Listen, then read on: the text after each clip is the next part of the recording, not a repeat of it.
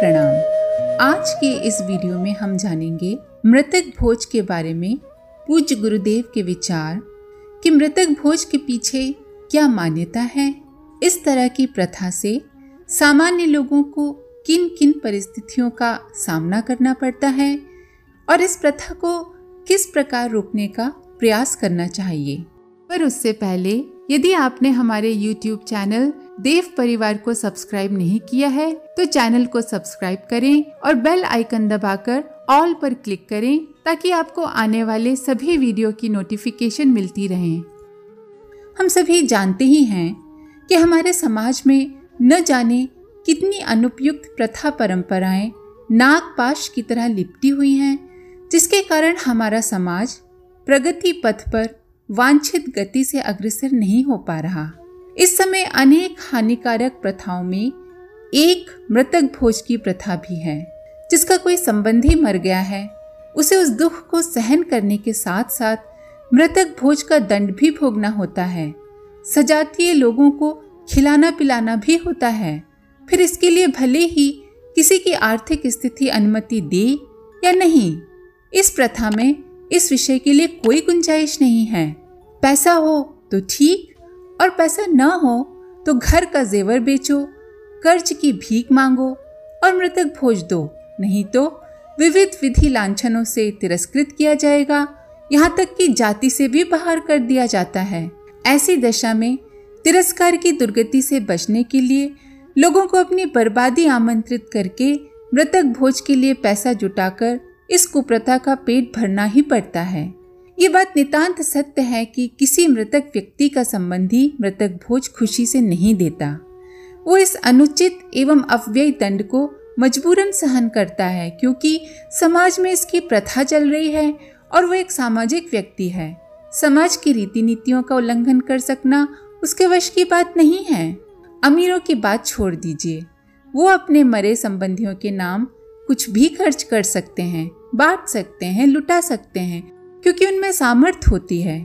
पर यहाँ प्रश्न उन साधारण व्यक्तियों का है जो 2 जून अपने बच्चों के लिए भोजन भी कठिनता से जुटा पाते हैं और जिनकी संख्या समाज में 80-90% से कम नहीं होती। इस प्रकार की आर्थिक आत्महत्या का प्रश्न उन्हीं सामान्य लोगों के लिए है। मृतक भोज कराने के पीछे की इस मान्यता में कोई तथ्य नहीं है कि घर में बहुत लोगों के भोजन करने से सूतक दूर होता है और घर पवित्र होता है। यदि किसी को ऐसा विश्वास है तो ये किया जा सकता है कि एक बड़े भोज का दंड देने की बजाय किसी ऐसी वस्तु की व्यवस्था की जा सकती है जिसमें किसी गरीब आदमी का बहुत कुछ खर्च ना हो जाए, जैसे कि शक्कर या गुड़, शरबत जैसी वस्तुओं तक सीमित रहा जा सकता है। अगर मृतक के संबंधी स्वजनों एवं जातीय लोगों के आगमन से अपने तथा अपने घर को पवित्र होने की धारणा रखते ही हैं, तो पवित्रीकरण के लिए थोड़ा कर्मकांड एवं थोड़ा दान पुण्य स्वेच्छा पूर्वक किया जा सकता है। पर खर्चीला मृतक भोज बिल्कुल ही अनावश्यक है।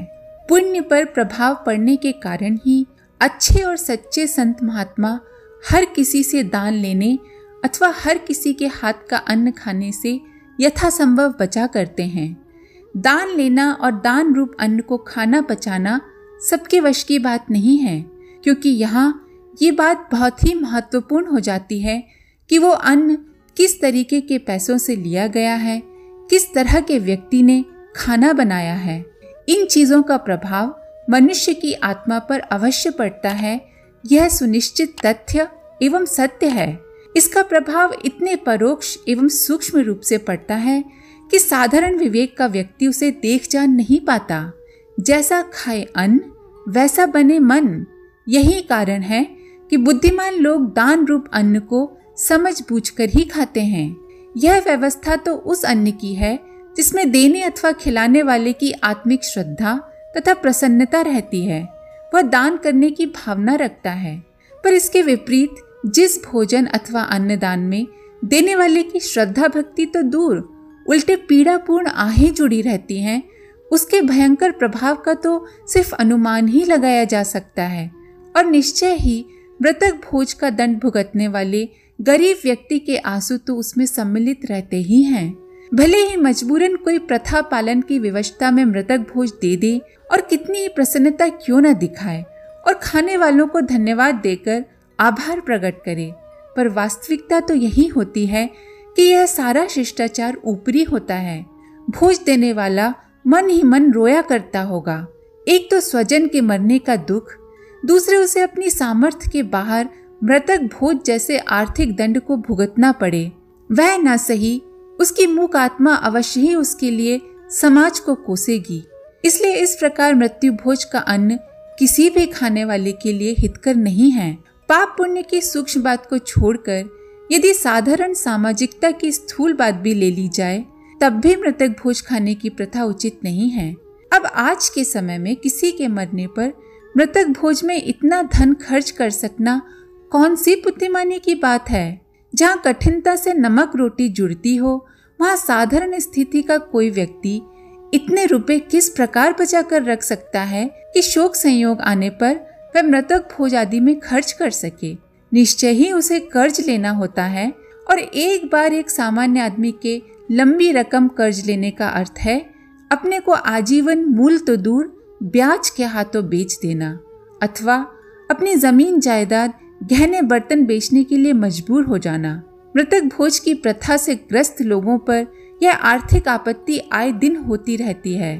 मृतक भोज जैसी विनाशकारी प्रथा को किस प्रकार रोका जाए, इस पर विचार करने से इसी निष्कर्ष पर पहुंचना पड़ता है कि मृतक भोज खाने वालों को ही इसका प्रचलन रोकने के लिए उदारता पूर्वक तत्पर होना चाहिए। जब किसी का कोई स्वजन मर जाता है, तब सामाजिक नियम उसे मृतक भोज देने के लिए तकाजा करता है। इस तकाजे में परोक्ष रूप से उस जातीय बहुमत का दबाव रहता है जो उसके यहाँ खाने के लिए जाने वाला होता है। यद्यपि यह बहुमत मृतक व्यक्ति के घर जाकर उसके संबंधियों से सीधे साधे भोज की मांग नहीं करता, पर यही लोग जब कोई आर्थिक कठिनाइयों के कारण मृतक भोज नहीं दे पाता अथवा देने में आनाकानी करते हैं, तो उस परिवार का बहिष्कार करने के लिए तत्पर दिखाई देते हैं। इस प्रकार ये दबाव खाने वालों की ओर से ही पड़ा करता है। यदि भोजन का लोभ छोड़कर जातीय बंधु थोड़ी उदारता पूर्वक काम लें, तो ये समस्या सहज ही हल हो सकती है। बड़े ही खेद का विषय है कि लोग केवल आंख मीचे हुए लकीर पीटे चले आ रहे हैं, और यदि कोई विचारशील व्यक्ति उनकी हित चिंता से कुछ बताकर सुधार करने का परामर्श देता है, तो सुधार करना तो दूर, उसकी बात भी ध्यान से नहीं सुनना चाहते। इसे समाज का दुर्भाग्य नहीं तो और क्या कहा जा सकता है। समाज में मृतक भोज की कुप्रथा इसी प्रकार की प्रतिगामिनी विचारधारा के कारण अब तक चली आ रही है। नहीं तो इसकी निस्सारता, निरर्थकता तथा अहितकारिता तो बहुत पहले सिद्ध हो चुकी है, और लोग इसके दुखद परिणामों से बहुत अधिक त्रस्त हो चुके हैं। अब यह कुप्रथा अंधविश्वास के एक कच्चे सूत्र के आधार पर टिकी है। अब आवश्यकता केवल इस बात की है कि समाज के बुद्धिमानी और साहसी लोग मृत्यु भोज के बहिष्कार की नई, स्वस्थ एवं हितकारी परंपरा का सूत्रपात कर दें। सूत्रपात करने भर की देर है, बाकी तो समाज के लोग भेड़ चाल की आदत होने से यूं ही बहिष्कार करने लगेंगे। पर अब देखना ये है कि मृतक भोज के बहिष्कार का प्रथम सूत्रधार बनकर श्रेय कौन साहसी, कहाँ और किस समय लेता है। मृतक भोज के समर्थकों एवं परिपालकों को सोचना चाहिए कि वे अपने किसी सजातीय बंधु पर मृतक भोज देने के लिए दबाव डालकर कितना बड़ा अत्याचार करते हैं। होना तो ये चाहिए कि मृतक भोज का दंड देने के बजाय अपने जातीय बंधु को अधिक से अधिक सांत्वना दी जाए, उसे न घबराने के लिए ढांढस बंधाया जाए, और यदि घर का संचालक दिवंगत हो गया हो तो उसकी विधवा तथा बच्चों की यथासंभव सहायता की जाए। किंतु लोग तो उससे मृतक भोज लेकर उसी को अधमरा कर डालते हैं, और यदि कोई इस दंड का भार वहन नहीं कर पाता तो उसको जाति से बाहर करके दीन दुनिया के अयोग्य बना देते हैं। अपने किसी सजातीय अथवा बंधु बांधव से इस प्रकार का व्यवहार ठीक नहीं है। इससे सामाजिक एवं जातीय हास होता है, बंधु वध जैसा पाप लगता है। अस्तु आवश्यक है कि मृतक भोज खाने वाले इसे हर प्रकार से अनुचित समझकर इसका सर्वथा बहिष्कार करके समाज और जाति का उपकार करें। हमको भी मृतक भोज न करना चाहिए और न ही इसकी दावत देना चाहिए, भले ही हम कितने ही समर्थ क्यों ना हों। अगर आप समर्थ हैं और मृतात्मा की शांति के लिए कुछ करना ही चाहते हैं तो अनाथालय जाकर वहां बच्चों के साथ समय बिताइए, गरीबों को खाना अथवा कपड़े बंटवा दीजिए, वृद्धाश्रम जाकर वृद्ध व्यक्तियों के साथ कुछ समय बिता लीजिए। कहने का तात्पर्य ये है कि रिश्तेदारों और पहचान वालों को खाना खिलाने की बजाय ज़रूरतमंदों के साथ समय बिताएं या उनकी कोई ज़रूरत पूरी कर दें, तो इससे उन्हें भी प्रसन्नता होगी और आपको भी आत्मिक संतोष मिलेगा। और अगर आपके आर्थिक रूप से कमज़ोर किसी रिश्तेदार या पहचान के परिवार को मजबूरी में मृतक भोज देना पड़ रहा है तो आप आगे आइए, साहस दिखाइए और इस कुप्रथा के खिलाफ उनके साथ डट कर खड़े हो जाइए। हमें इस कुप्रथा का बहिष्कार करने का संकल्प लेना ही चाहिए। आज के लिए इतना ही। इस विषय पर अपने विचार कमेंट बॉक्स में ज़रूर लिखें, साथ ही वीडियो को सभी के साथ शेयर करें। आप सभी का बहुत बहुत धन्यवाद। ओम शांति। हमारे YouTube चैनल को सब्सक्राइब करें और बेल आइकन को दबाकर ऑल पर क्लिक करें ताकि नोटिफिकेशंस आपको मिलती रहें।